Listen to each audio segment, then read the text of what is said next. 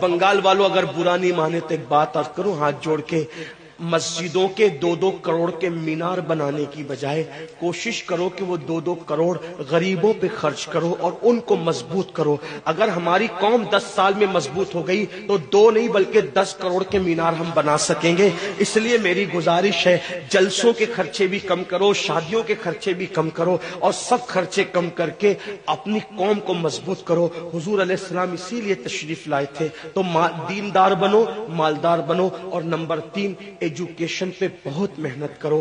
کوئی بھی جاہل نہ رہے، کوئی بھی ان پڑھ نہ رہے، خوب پڑھاؤ اپنے بچوں کو۔ 10ویں 12ویں تک کبھی مت رکنا، بلکہ اپنے بچوں کو IAS بناؤ، IPS بناؤ، ڈاکٹر بناؤ، انجینئر بناؤ۔ ڈاکٹر بھی BOMS والا مت بناؤ بلکہ MD اور اعلیٰ سے اعلیٰ ڈگری دلاؤ۔ اب آپ کہیں گے مولانا پیسے نہیں ہے، میں آپ سے کہتا ہوں ہر سال عید پہ نیا کپڑا نہ بنانا پڑے نہ بناؤ، دھلے ہوئے کپڑوں پہ عید کر لو، لیکن اپنے بچوں کی تعلیم پہ خرچہ کرو۔ اسی طریقے سے کسی اور جگہ پر پیسے لگانے کی بجائے 10 سال اگر ان 3 نکات پر آپ نے محنت کر دی، دیندار بنو، مالدار بنو اور ایجوکیشن کو عام کرو، ہر بندے کو پڑھا لکھا بناؤ۔ آپ کہیں گے مولانا نوکری نہیں ملتی، میں کہتا ہوں ہم نوکری کے لیے نہیں پڑھتے، ہم اچھا انسان بننے کے لیے پڑھتے ہیں۔ اس لیے کہ پڑھے لکھے کی تجارت میں ان پڑھ کی تجارت میں فرق ہے، پڑھے لکھے کی گفتگو میں ان پڑھ کی گفتگو میں فرق ہے، پڑھے لکھے کے اٹھنے بیٹھنے میں ان پڑھ کے اٹھنے بیٹھنے میں فرق ہے۔ دیکھو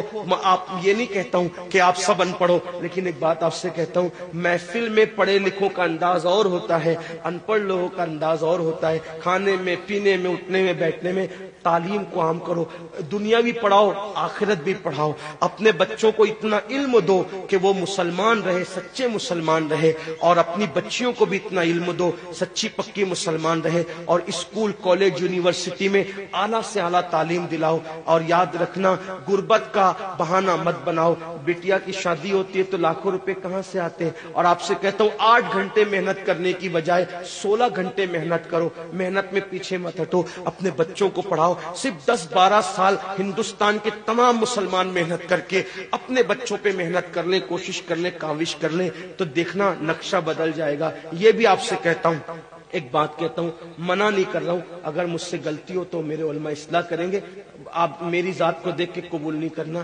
باپ کے چہلم پر 40 دیگ پکانے کی بجائے 1 دیگ پکاؤ، ان 40 دیگوں کا خرچہ بچا کر کسی بچے کی تعلیم پر اپنے باپ کے ایصال ثواب کے لیے خرچہ کر دو۔ پیر صاحب کے مزار پر 1 لاکھ کی چادر لا کے ڈالنے کی بجائے 100 روپے کی چادر ڈال دو، باقی کے پیسے بچا کر غریبوں کی تعلیم پہ خرچہ کر دو۔ پیر صاحب کے ایصال ثواب کے لیے وہ اس 1 لاکھ کی چادر سے جتنا خوش ہوں گے وہ 100 روپے کی چادر سے بھی اس سے زیادہ خوش ہوں گے، کیونکہ آپ نے کسی کو اٹھا دیا، کسی کو آپ نے ترقی پہ لے گئے۔ ایک بات کہتا ہوں، میرا پیر جنتی ہے تو میرے پیر کو میری 1 لاکھ کی چادر سے کیا غرض، اس کو تو جنت میں اس سے بہتر لباس مل چکا ہے، اس کو تو 1 لاکھ کا اس سے بہتر لباس مل چکا ہے۔ تو یہ باتیں تلخ لگے معاف کرنا، لیکن آپ سے ایک بات کہتا ہوں، رسومات سے نکلو، حقیقتوں کی طرف آؤ، رسومات سے نکلو، سچائیوں کی طرف آؤ۔ ایک دوسرے کو گرانے کی کوشش مت کرو، ایک دوسرے کو اٹھانے کی کوشش کرو، آپس کے جھگڑے ختم کرو۔ تیرا سلسلہ بڑا، میرا سلسلہ بڑا، تیری برادری بڑی، میری برادری بڑی، تیرا پیر بڑا، میرا پیر بڑا۔